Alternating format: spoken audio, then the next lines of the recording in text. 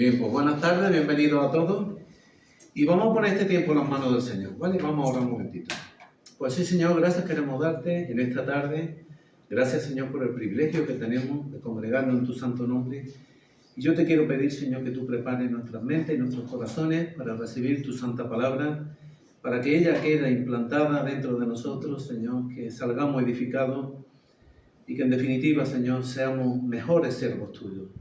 Te lo pido en el nombre de Cristo. Amén. Amén. Bueno, pues en esta tarde me gustaría compartir con ustedes un mensaje que se llama Sin oración no hay victoria. O sea, ya por el título sabéis, tenéis claro del tema que vamos a tratar. Y vamos a ver la lectura bíblica que es este versículo, Juan 15:7. Lo vamos a leer.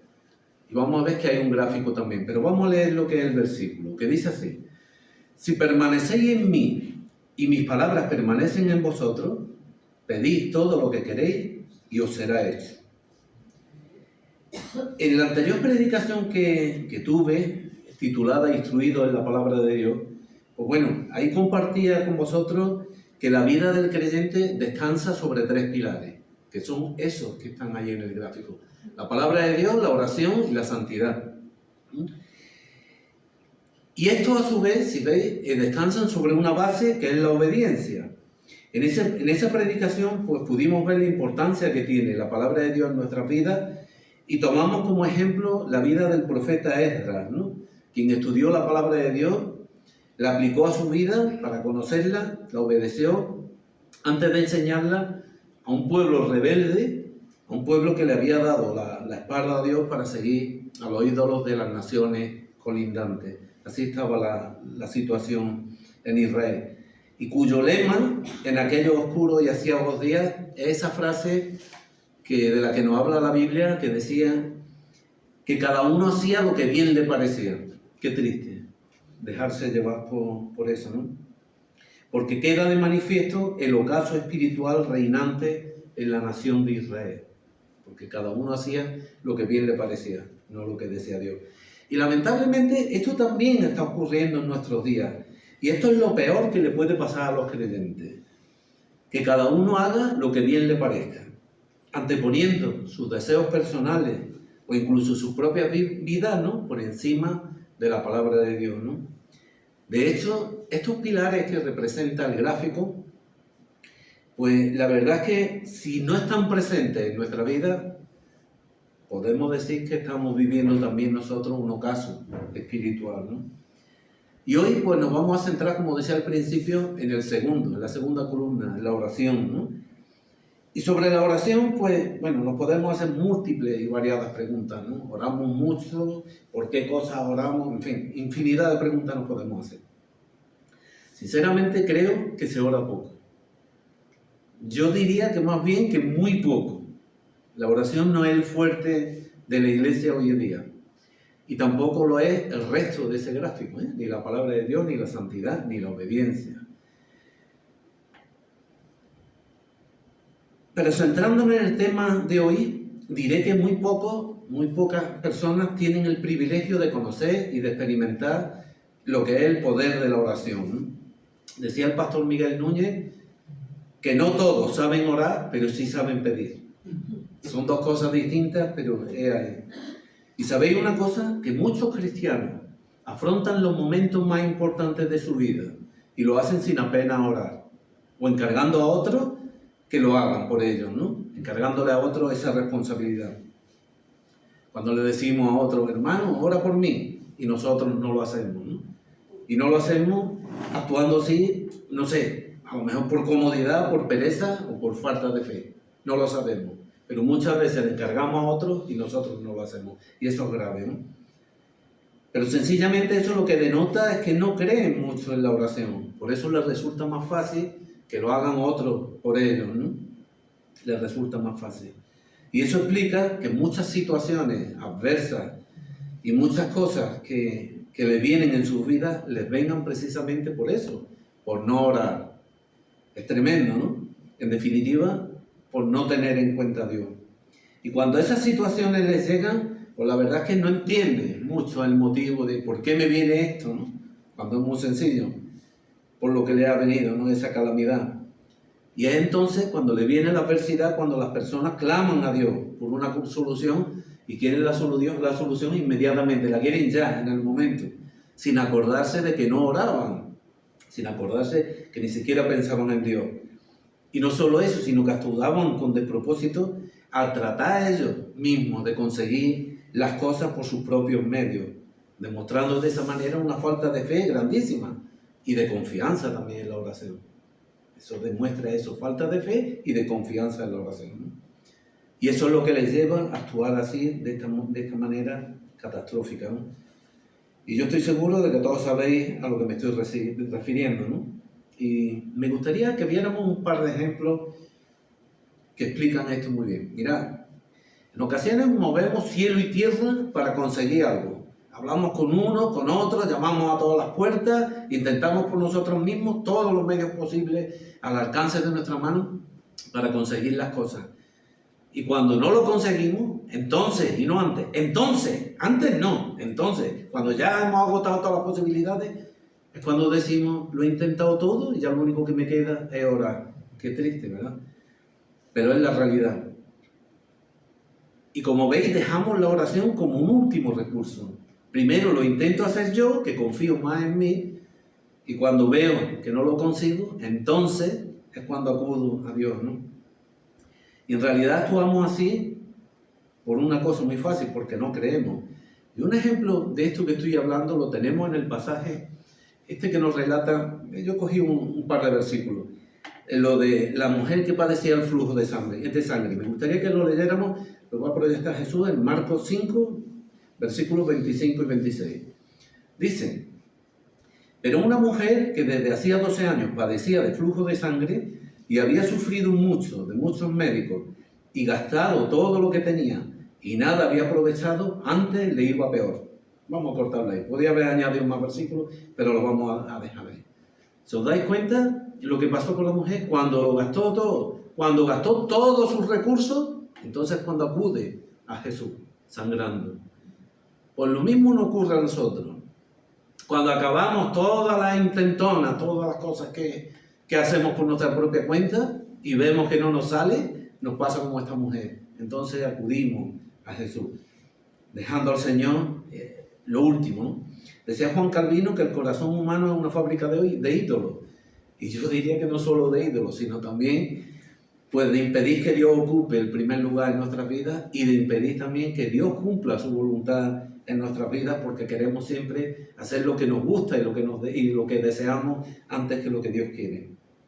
Mira, os voy a contar una anécdota. Cuando era pequeña, mi padre jugaba a las quinielas y tenía un dado, y el dado tenía un X2 entonces, pues claro, cogía el boleto, tiraba el dado y iba anotando los resultados. Claro, ahora os voy a poner un ejemplo. Fuente Ovejuna, Real Madrid. Tiraba el dado y salía el 1. ¿Cómo le iba a dar la victoria a Fuente Ovejuna? Y se liaba a tirar el dado hasta que salía lo que quería, que ganara el Real Madrid. Pues eso es lo que nos ocurre a nosotros también. Es una ironía, es algo que... Pero algo parecido nos ocurre a nosotros. Le pedimos a Dios que cumpla su voluntad en nuestras vidas, pero sin embargo luego queremos hacer nosotros las cosas a nuestra manera, ¿no? Yo recuerdo una vez que estábamos orando y alguien oró por la iglesia perseguida. Aquello se me quedó marcado de verdad. Y pedía a Dios que esta persona, pedía que tuviese misericordia de Dios de la iglesia perseguida, de los cristianos que estaban padeciendo a lo largo de todo el mundo. Pero estropeó esa persona la oración cuando dijo, Señor, yo te pido que la ONU, o sea, no pidió, Señor, haz tú esto, que la ONU, los hombres, lo hicieran. Y eso es lo que nos pasa.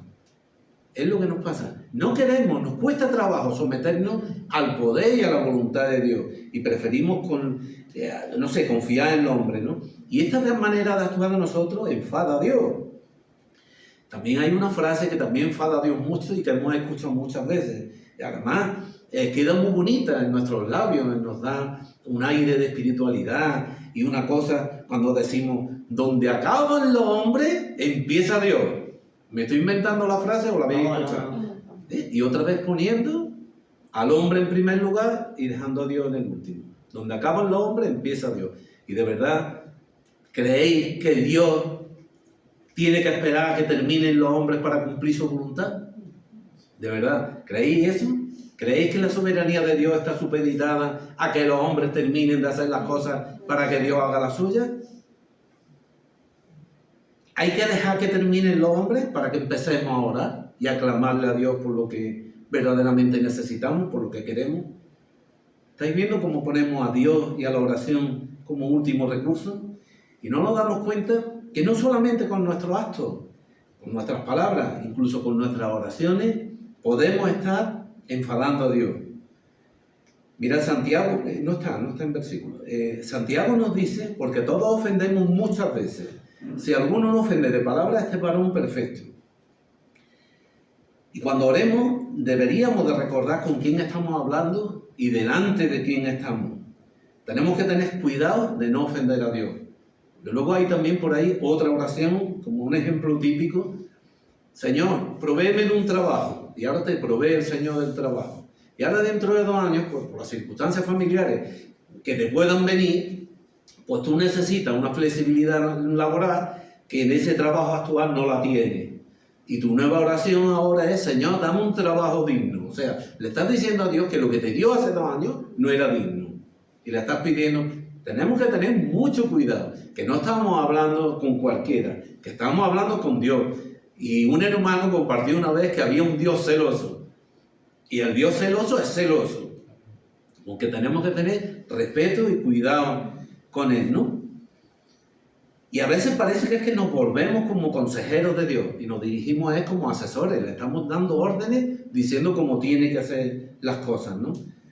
Y tenemos que tener cuidado porque no podemos darle órdenes a Dios cuando oramos. Pero centrémonos por un momento en el texto de la lectura. Jesús pone otra vez Juan 15:7. Además es Jesús el que nos está hablando directamente aquí. Y podemos dividir ese versículo en 3 partes. Y esas 3 partes, si os fijáis, representan esas 3 columnas, esos 3 pilares. Cuando dice, si permanecéis en mí, para permanecer delante de Dios, significa santidad. Y mis palabras permanecen en vosotros, eso es palabra de Dios, y pedid en la oración, está claro. Y todo esto, obedecer todo esto, ¿qué es? La obediencia, ¿no? Pues vamos a mirar una cosa, porque lo vamos a dividir ese versículo en 3 partes, ¿no? Tal y como vemos ahí. Cuando dice, si permanecéis en mí, esto requiere santidad por nuestra parte. Para poder acercarnos a Dios y permanecer delante de Dios, solo hay una manera de hacerlo, y es en santidad. No podemos hacerlo de cualquier manera. Y eso es lo que nos dice el versículo. Mirad, vamos a ver un momentito que también nos habla sobre esto, Efesios 5:27. Y dice, a fin de presentársela a sí mismo, está hablando de la iglesia, una iglesia gloriosa que no tiene mancha ni arruga ni cosa semejante, sino que fuese santa y sin mancha. Como veis, Dios nos quiere vestidos para la boda, con las lámparas en nuestras manos. Y cuando dice las lámparas en nuestras manos, no quiero que penséis en el artilugio sino en la lámpara nuestra, que es la palabra de Dios, que es la que alumbra nuestro camino. Así nos espera el Señor, así nos espera el novio, el esposo, cuando venga a la boda. Y tenemos que estar preparados para recibir al esposo. Nuestro encuentro con el Señor no es como cuando pasamos la ITV del coche, que sabemos que tenemos una avería, intentamos pasar la inspección y que no se den cuenta. Y tratamos por todos los medios que no se den cuenta. Pues mirad, con el Señor no podemos hacer eso, porque Él lo sabe todo de nuestra vida. Así que no lo vamos a engañar. No vamos a entrar al banquete de boda sin estar vestidos para la ocasión. Es lo que nos enseña su palabra. No porque lo diga yo, sino porque lo dice Dios en su palabra. Y ahí no puedes usar la picaresca que a lo mejor tanto te ha servido durante toda la vida, ¿no? Tan buen resultado te has dado y tantas cosas has conseguido a través de ella, ¿no? Aquí el único conocido que tienes, si es que en verdad lo has conocido, Él no te va a dejar entrar porque te conoce perfectamente, a no ser que cumpla con los requisitos. No te engañes, lo que la sangre de Cristo no ha podido hacer en tu vida, no lo podrá hacer ninguna cosa, ni en la iglesia ni fuera de la iglesia, por mucho que te pueda llenar, ¿no? Si el Espíritu Santo no ha producido en ti arrepentimiento Y con visión de pecado, sencillamente la persona vive en emociones. Y algunos, podrán decir, ¿y qué tiene que ver la santidad con la oración? Pues muy fácil, porque orar, la oración es entrar en la presencia de Dios. Y eso no se le hace de cualquier manera. Eso se hace en santidad. Y precisamente Dios quiere tener comunión, quiere tener relación con nosotros. La oración significa eso. Y cuando oramos, también lo hacemos para eso mismo. Y no solamente para pedir por nuestras necesidades. Por tanto, el requisito fundamental para acercarnos a Dios y que nuestras oraciones sean escuchadas es la santidad. Mirad lo que dice Isaías 59:2. Dice, pero vuestras iniquidades han hecho división o separación, para que lo entendáis mejor, entre vosotros y vuestro Dios. Y vuestros pecados han hecho ocultar de vosotros su rostro para no oír. Aquí está claro que el pecado está interrumpiendo la oración. O sea, Dios no nos oye cuando no hay santidad y hay pecado. Por tanto, si hay pecado en nuestra vida, Dios no va a escuchar esas oraciones. Volvamos a Juan 15:7. Vamos a ver la segunda parte del versículo, que dice, y mis palabras permanecen en vosotros. ¿Cómo puede ocurrir esto? Que sus palabras permanezcan en nosotros. Fundamentalmente, cuando estudiamos la palabra de Dios, como decía al principio, para obedecerla, para aprenderla, conocerla, aplicarla a nuestra vida y poderla enseñar a otros, como hicieron Jesús, como hizo Esdras, como hizo Pablo y un sinfín de gente más. Esa también es nuestra obligación. Entonces, sobre permanecer en sus palabras, en nosotros podemos ver lo que nos dice Colosenses 3:16. Vamos a ver muchos versículos, porque me gusta que sea la palabra de Dios quien nos hable. Y dice, la palabra de Cristo more en abundancia. Eso significa que viva en abundancia, que viva de una manera constante, que esté presente, con asiduidad en nuestra vida, que no sea algo espontáneo. Hoy sí, mañana no, siempre en abundancia. Enseñando y exhortando uno a otro en toda sabiduría, cantando con gracia en vuestros corazones al Señor, con salmos e himnos y cánticos espirituales. Como veis, la obediencia a la palabra de Dios, o sea, el permanecer en ella, es otro requisito de los que veíamos antes. Por lo tanto, debemos de permanecer en su palabra para que nuestras oraciones sean escuchadas. Eso es lo que nos dice, vamos a ver otro versículo, Proverbios 28:9. Mirad lo que nos dice, es interesante. El que aparta su oído para no oír la ley, su oración también es abominable. Y os pregunto yo, ¿Dios recibe lo abominable de parte nuestra? No. Por lo tanto, si nosotros apartamos nuestro oído de la palabra de Dios, Dios no nos va a escuchar. Porque la oración nuestra se vuelve algo abominable. Mirad, hermanos, un mensaje cristocéntrico no es solamente hablar de lo que Jesús hizo, que es muy importante, por supuesto, pero muchas veces nos quedamos en eso, en lo que hizo.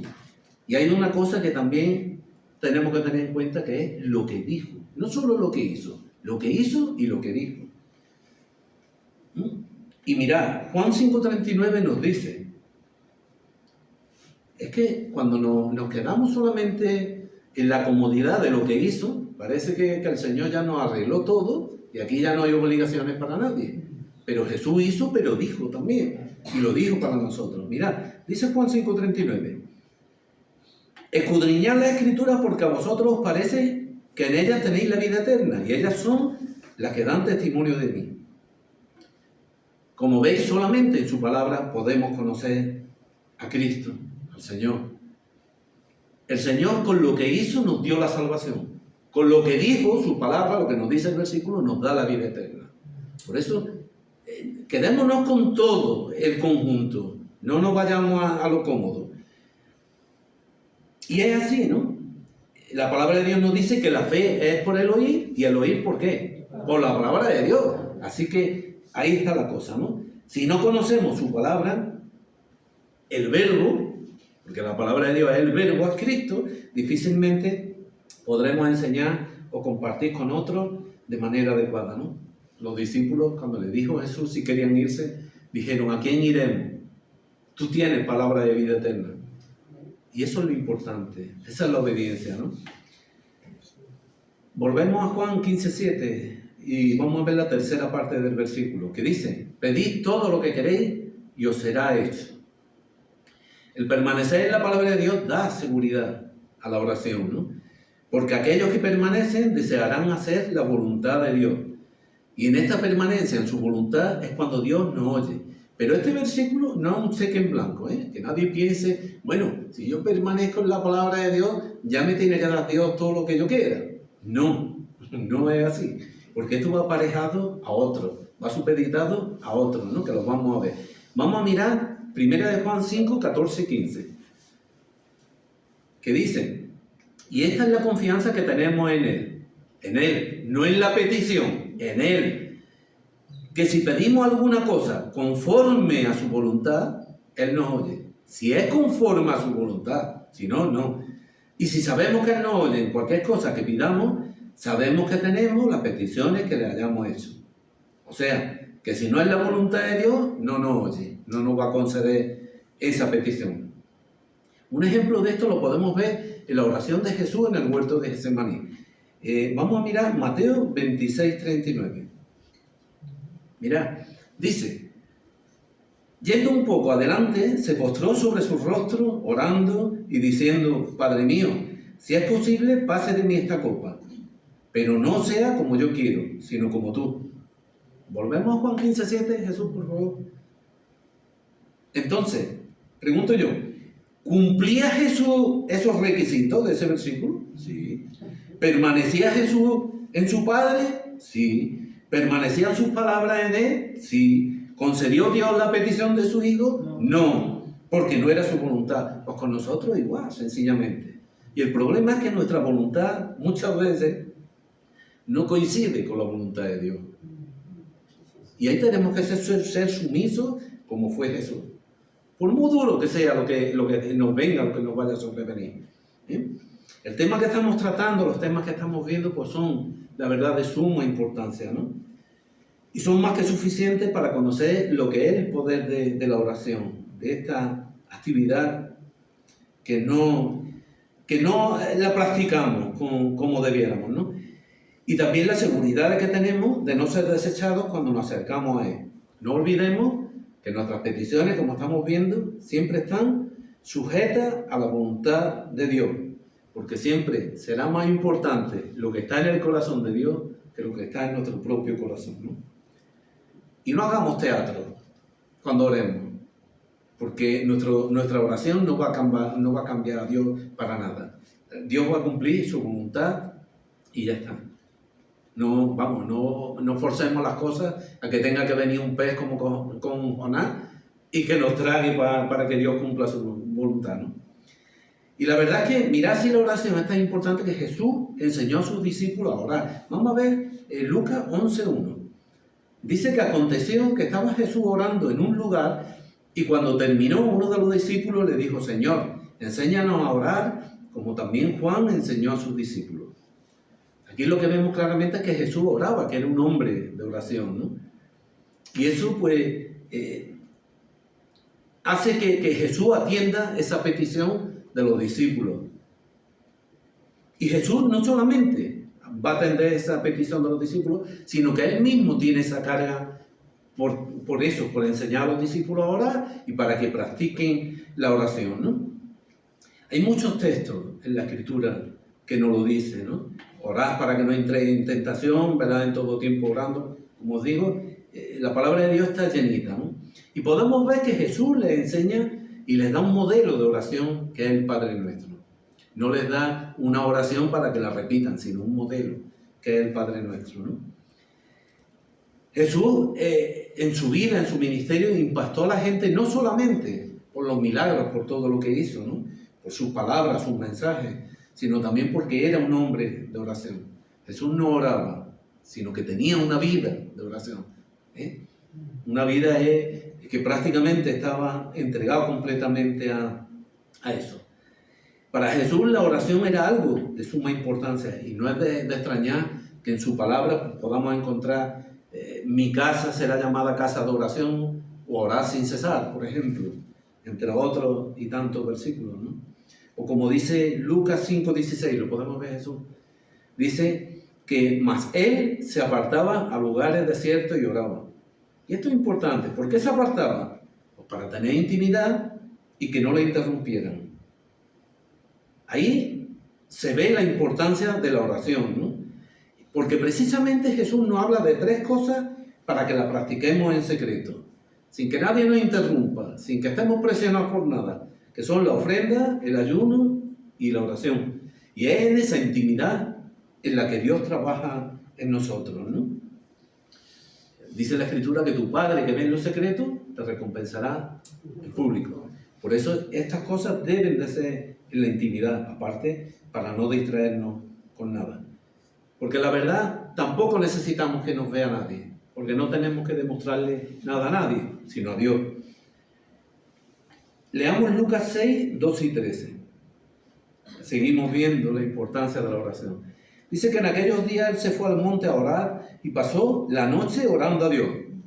¿Cuánto pasó? 5 minutos. La noche orando a Dios. Y dice que cuando era de día llamó a sus discípulos y escogió a 12 de ellos, a los cuales también llamó apóstoles. Simplemente quería resaltar el hecho de que pasó la noche orando. ¿Cuánto oramos nosotros? No, nosotros no nos hace falta si nosotros tenemos el control de todo. Eso era Jesús el que tenía que orar. Nosotros no lo necesitamos eso, nosotros lo controlamos todo. Yo creo que ahí tenemos una lección de verdad para meditarla, para recapacitar. Por lo menos para que pasemos 5 minutos en oración. Ya no digo que toda la noche. Es tremendo, ¿no? Como decía antes, Jesús nos da esa oración modelo que es el Padre Nuestro. Y prácticamente en el Padre Nuestro lo que tenemos es lo que nos enseña Jesús, que tenemos que tener presente con quién estamos hablando. Eso es muy importante cuando estamos orando, a quién nos estamos dirigiendo. Por supuesto, desear su reino, ¿no? O sea, andar en sus caminos, que haga su voluntad y sea aceptada por nosotros, aun cuando no nos guste. Pedir por nuestras necesidades, el perdón es una necesidad. Esta mañana se predicaba sobre el perdón. El perdón es una necesidad también. Y cuando pidamos, que sea para la gloria de Dios. Como decía Jesús, habla muchísimo sobre la oración, porque él tuvo una vida intensa de oración. Y por eso da una importancia muy grande a esta práctica, ¿no? Y nos enseña, pues, la manera de hacerlo. Mirad si la oración es un tema de importancia, que el apóstol Juan, cuando tuvo la visión del Apocalipsis, mirad, vamos a leerlo, Apocalipsis 5:8, que vamos a ver algo muy interesante. Dice: y cuando hubo tomado el libro, los 4 seres vivientes y los 24 ancianos se postraron delante del Cordero, y todos tenían arpas y copas llenas de incienso, que son las oraciones de todos los santos. Allí no estaban los logros de cada uno, las capacidades, la profesión, el cargo. Estaban las oraciones de los santos. ¿Y quiénes son los santos? Aquellos que cumplen con Juan 15:7, con el texto, nosotros exactamente. Vamos a ver una pregunta. ¿Cómo es nuestra vida de oración? La oración demanda de nosotros una manera bíblica de realizarla, como decía antes. No podemos ponernos delante de Dios de cualquier manera, porque la oración implica sumisión, someterse a Dios por nuestra parte. Y no podemos pretender que Dios nos escuche, que escuche nuestras oraciones, pues viviendo en desobediencia y en rebeldía. Eso es imposible, lo estamos viendo. Sencillamente, si eso está presente en nuestras vidas, estamos perdiendo el tiempo, ¿no? Y es lo que ocurrió en la parábola del fariseo y del publicano, ¿no? Vamos a ver Lucas 18, 11 y 12. Dice que el fariseo, puesto en pie, oraba consigo mismo. No oraba ni con Dios, sino consigo mismo. Este hombre estaba haciendo propaganda de sí mismo. Oraba consigo mismo de esta manera: Dios, te doy gracias porque no soy como los otros hombres, ladrones, injustos, adúlteros, ni aún como este publicano. Ayuno 2 veces a la semana, doy diezmos de todo lo que gano. Este hombre, estaba hablando de lo bueno que era. El fariseo se ve que no tenía necesidades. En su casa todo estaba bien, sus familias estaban todos sanos, no tenía necesidad ninguna. Sin embargo, el publicano sigue, si siguiéramos con la historia lo veríamos, pero vamos, por no extendernos, el publicano, pues arrepentido, confiesa sus pecados, Dios lo oye y lo perdona, ¿no? Por tanto, cuando oremos, no lo hagamos para ser vistos ni oídos, y mucho menos para difundir noticias, como hizo este publicano. Jesús nos dijo que algunos piensan que por su palabrería serán oídos. Por eso decía que cuando oremos a Dios, dejémonos de teatro, que lo que prima y lo que va a hacer a cumplir Dios es su voluntad. No hagamos ningún teatro que no vamos a doblegar la voluntad de Dios. La oración no es algo para agradar a los hombres, sino a Dios. ¿Oramos mucho?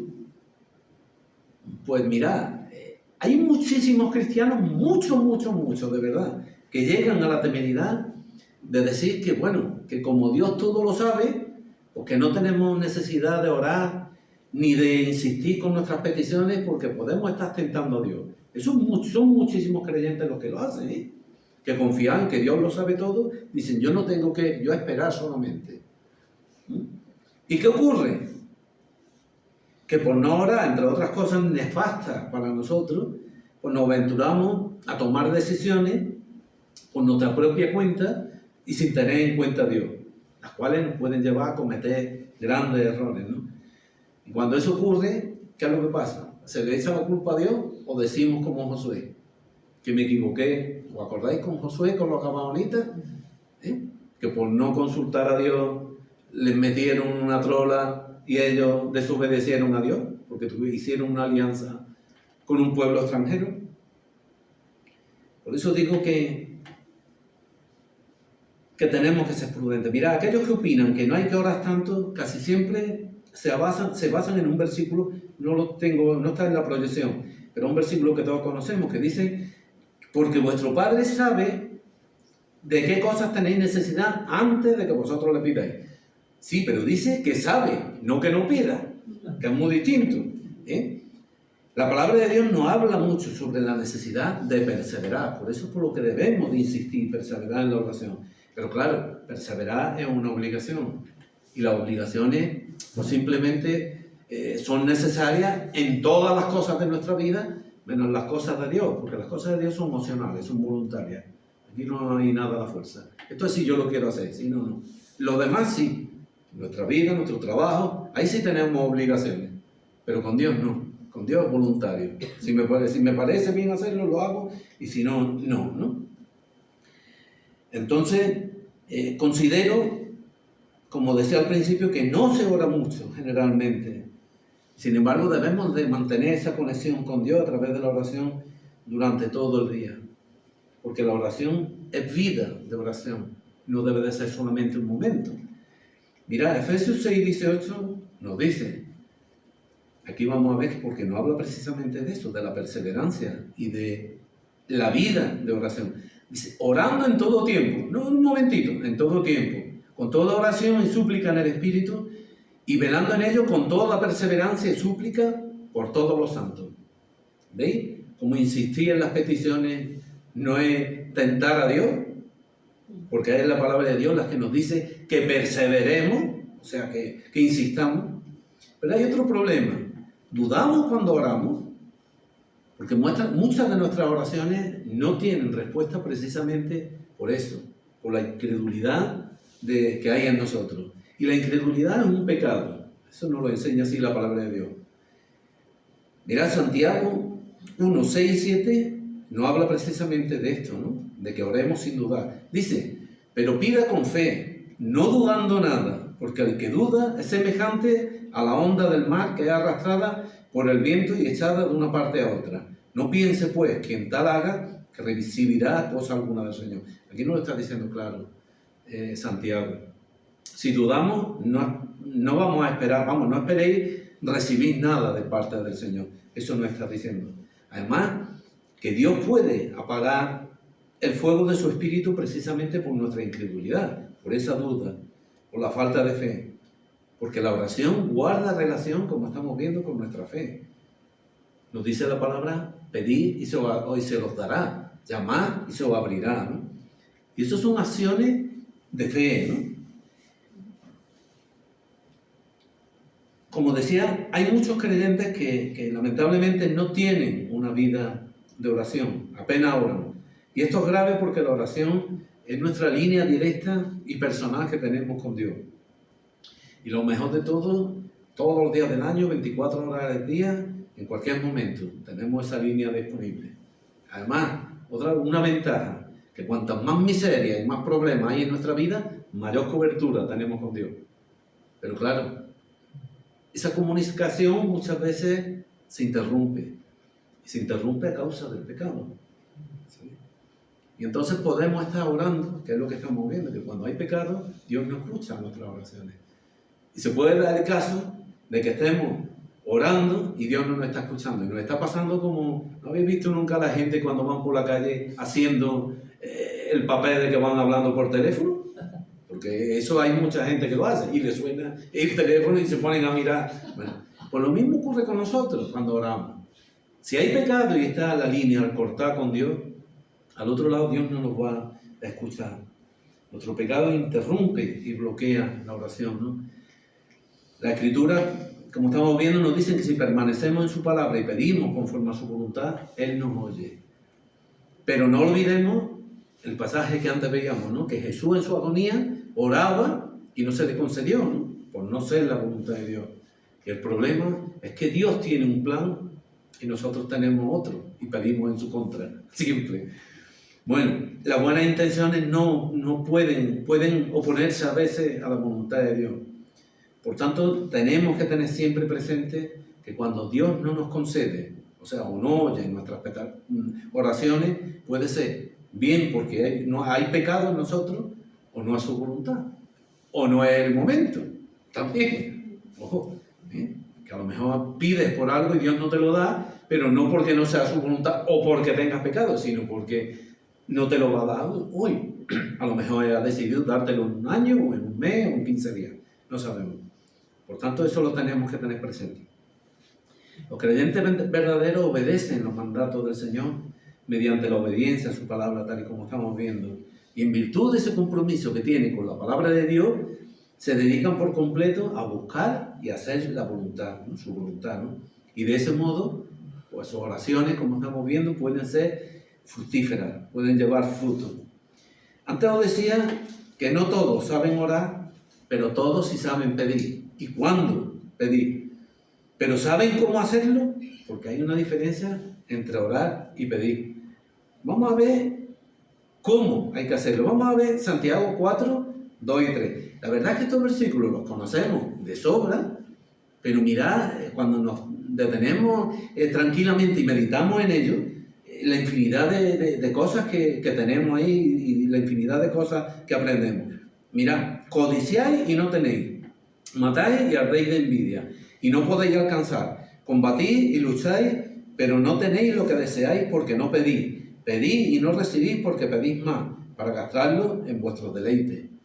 Yo la verdad es que el otro día meditando en este texto, yo decía, pero ¿esto cómo puede ser una oración? Codiciáis, matáis, ardéis de envidia, combatís, lucháis. Y me doy cuenta que muchas peticiones no nacen de la necesidad, sino nacen a lo mejor de la envidia. Mi vecino un Mercedes, yo otro. Y muchas peticiones no nacen de la necesidad. Y verdaderamente deberíamos de pedir por lo que es necesario para nosotros, no para esto. Y yo de verdad que me impactaron esta manera, con razón, dice Santiago, que no sabemos orar, que pedimos mal, que pedimos para gastarlo en nuestros deleites. Cuando oremos no podemos pedirle condiciones a nuestro Dios. Te hace falta un coche para ir a trabajar. Tú pides por un coche. Lo que no puedes decir, Señor, dame un coche con techo panorámico, con las llantas. Eso es lo que no puede ser. Dios te proveerá lo que tú necesitas. Y ya te digo, estos versículos de Santiago a mí me han impactado. Que personas, porque claro, el que ora se supone que es cristiano. Y que tenga estos sentimientos dentro cuando todo esto es pecado, esa oración pensáis que la puede escuchar Dios. Imposible, imposible. Bueno, aunque el Señor se preocupó por enseñarnos a orar y nos dio instrucciones para eso, pues podemos estar orando mal, ¿no?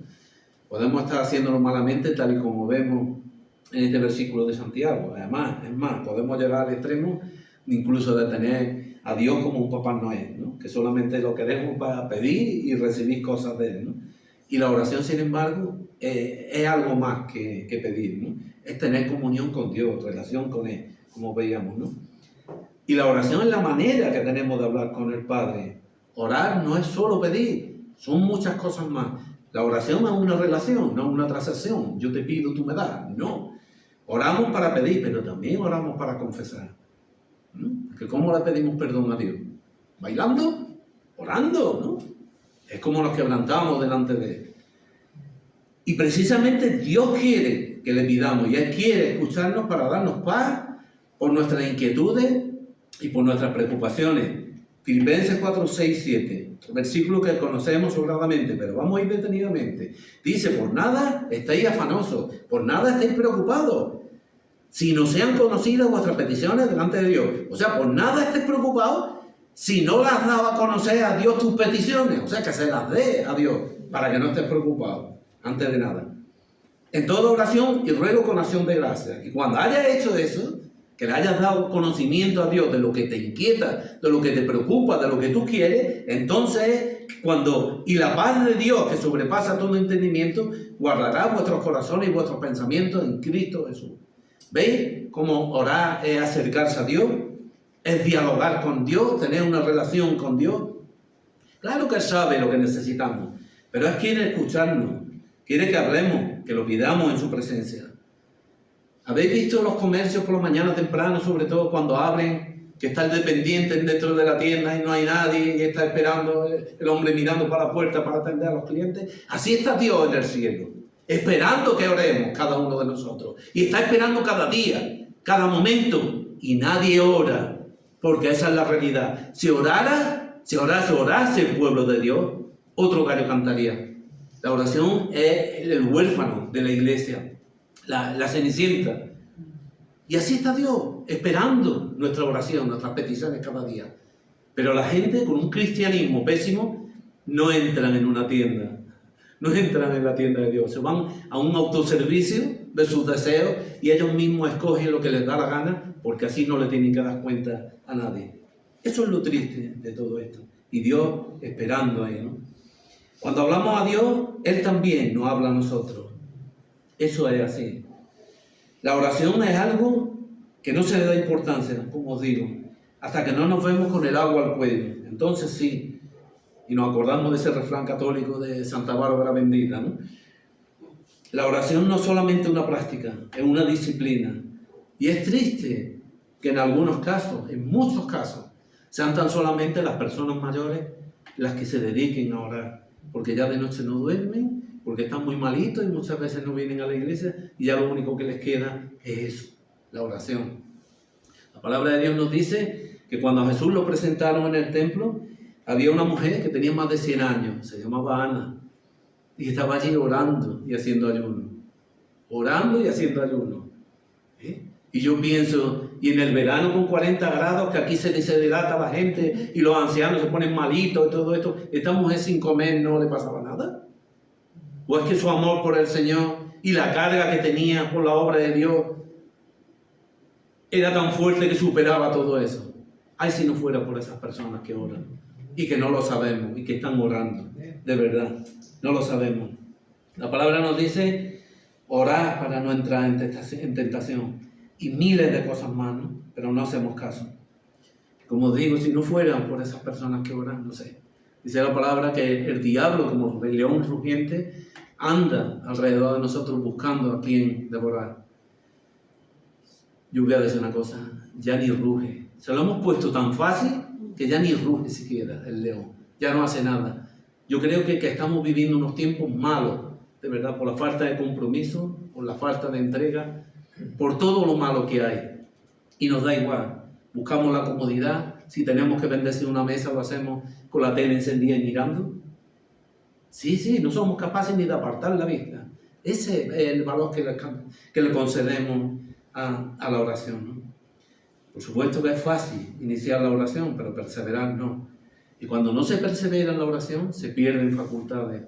Es lo que le ocurrió al sacerdote Elí, con Ana, con la otra Ana, con la mujer, con la madre de Samuel, ¿no? Estaba Ana en el templo orando y Elí la vio mover la boca que no hablaba y le dijo, está borracha.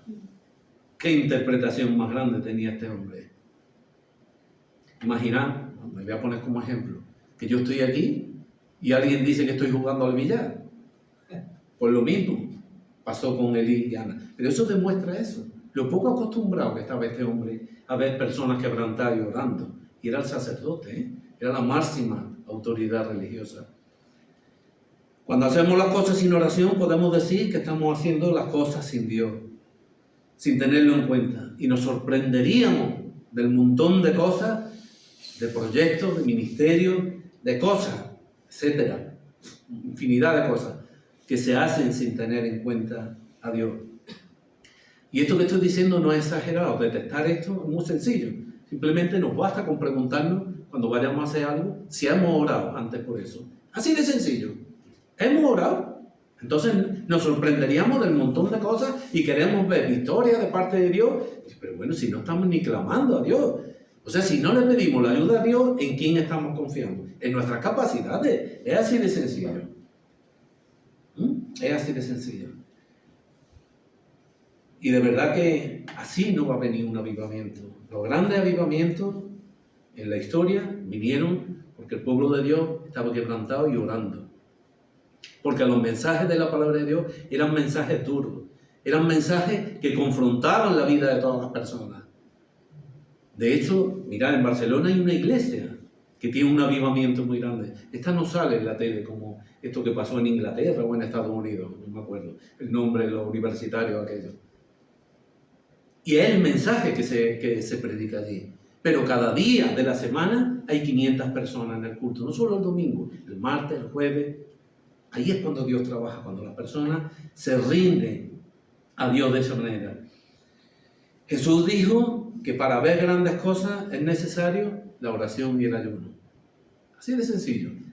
Sin oración y sin ayuno, difícilmente podemos ver grandes cosas. Por lo tanto, si queremos ver grandes cosas en nuestra vida, en la iglesia, en nuestro matrimonio, en nuestros hijos, ya sabemos cómo hacerlo.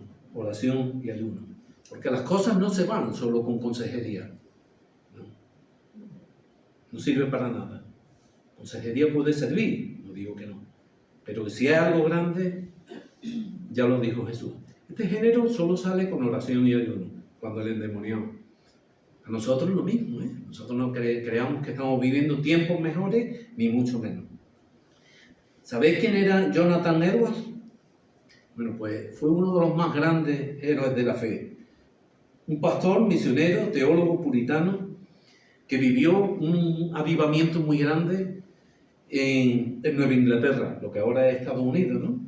Entre los años 1700 y pico. Bueno, y este hombre vivió allí. Este hombre tenía una carga muy grande porque la gente allí se convirtiera, ¿no? Él oraba a Dios, dame la alma de Nueva Inglaterra, oraba Jonathan Edwards. Pues el 8 de julio de 1741, en la ciudad de Enfield, en Connecticut, predicó un sermón que se llamó Pecadores en manos de un Dios airado.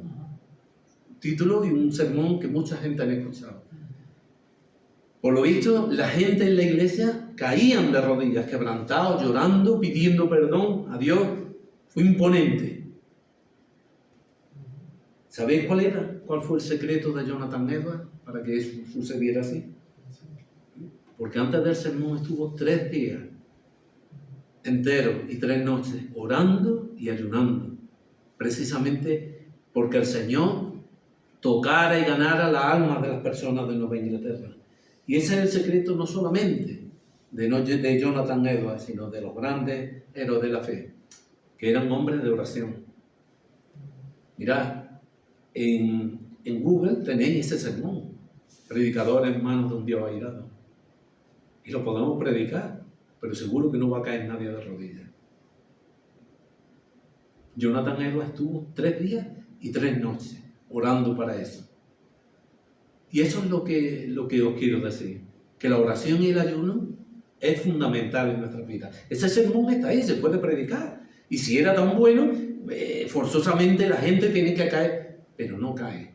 Por eso, porque ese sermón fue acompañado de oración y de ayuno. Ya vamos terminando. ¿Sabéis quién era Mefiboset?